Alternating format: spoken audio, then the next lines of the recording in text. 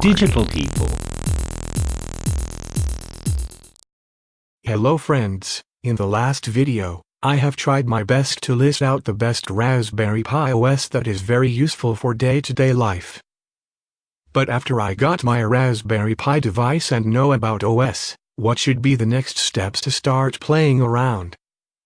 Usually, the Raspberry Pi device is just motherboard which required SD card, monitor or TV and keyboard with the mouse to enjoy completely with Raspberry Pi. But if you don't want to spend extra cost on monitor and keyboard, but you have SD card with the adapter, then still we can easily start setting up our Raspberry very gently. Etcher is the tool which is well known for writing the OS images on the SD card, which is available in all famous OS. So you can install it, and it has very simple steps to follow for the first time imaging the SD card. Once you installed your images on the SD card, then you definitely need to set up or enable the network connectivity and SSH connection to headless login and set up your Raspberry Pi by following below 2 steps. Step 1. Network. If you're using Ethernet cable, then plug and play. Since you have Ethernet, directly go to step 2 to enable the SSH connection. If you want to play with your Raspberry Pi over Wi-Fi, then insert the SD card in your computer and add the file apt-get.conf at the root of the boot volume of the SD card as shown. Do not forget to update the SID and PSK keys. If you're looking for more details about this step, please refer to the official Raspberry documentation as I have given in the description. Step 2. Enable SSH by adding an empty file as SSH in the root of the volume boot on your SD card. Insert the SD card into the Raspberry. It will boot in about 20 seconds. If you run into issues, check the link in the description. You can now access your Raspberry from your computer using SSHPI at raspberrypi.local. If you have Mac or Ubuntu OS, then the terminal the right tool to connect with Raspberry with the given command, else you would be required to install PuTTY on your Windows machine to log in into the Raspberry Pi. Sometime, the raspberrypi.local may not work. In that case, you may have to connect to your router and locate the DHCP client table to identify the physical IP address of your Raspberry Pi that your router assigned for your Raspberry Pi device and using, which you can directly SSH to your Raspberry Pi as next steps. RDP Access. You can also set up the headless Raspberry Pi through RDP login, but your Raspbian OS should be desktop version for a better experience. In Windows, we have RDP enabled by default, but to install that protocol in Raspberry Pi you would need xrdp.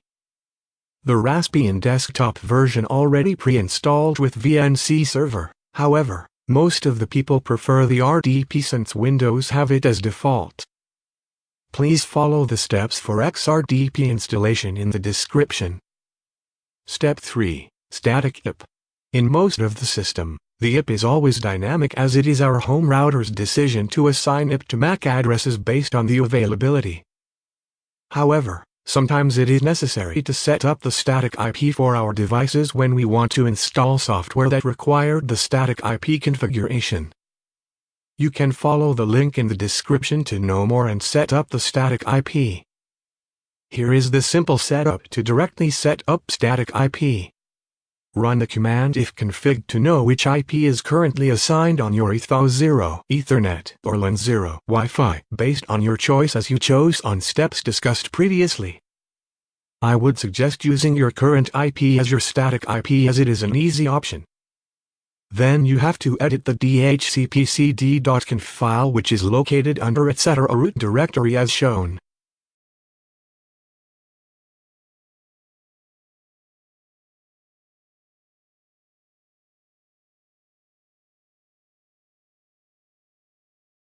Since Raspberry Pi does not have a hard drive, we have to attach our HDD or pen drive into it.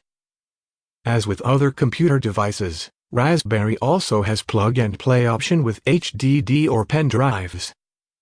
However, If you are using Plex or Kodi Media Server, then it is advisable to mount your pen drive directly with Raspberry Pi to enjoy full features. You can follow the steps as I have given in the description to mount your drive permanently. After you enable this option, Raspberry Pi always expects this SNO1 or 2 if configured using SD slot, or apt if configured using drive apt be attached while booting. So please ensure that your Raspberry Pi has attached on respective SD slot or respective apt device connected, otherwise booting will not work. Step 5. Port forwarding. If you are working on projects that you want to access from outside of your home network, then port forwarding is required to allow that particular app access. For example, I have installed a camera in my Raspberry Pi with a motion detector which I wanted to access even when I am outside of my home. Then I can use this port forwarding option by enabling the port 1234 on the router to Raspberry Pi and enjoy your day. Step 6. DNS. Some ISP provider won't provide static IP for your home internet, due to which you might not be able to access your apps outside of your home network that installed on your Raspberry Pi. In that case, you need to have specific DNS to access your apps outside of your home using DuckDNS, DynoDNS, and more option available. But you need to have the client installed on your local to update your home IP address to respective DNS providers. There are more software and apps available for DE. You can enjoy the projects in https://www.hackster.io/. Conclusion: I encourage you to buy one Raspberry Pi and spend your free time to enjoy DE and become a DE hobbyist.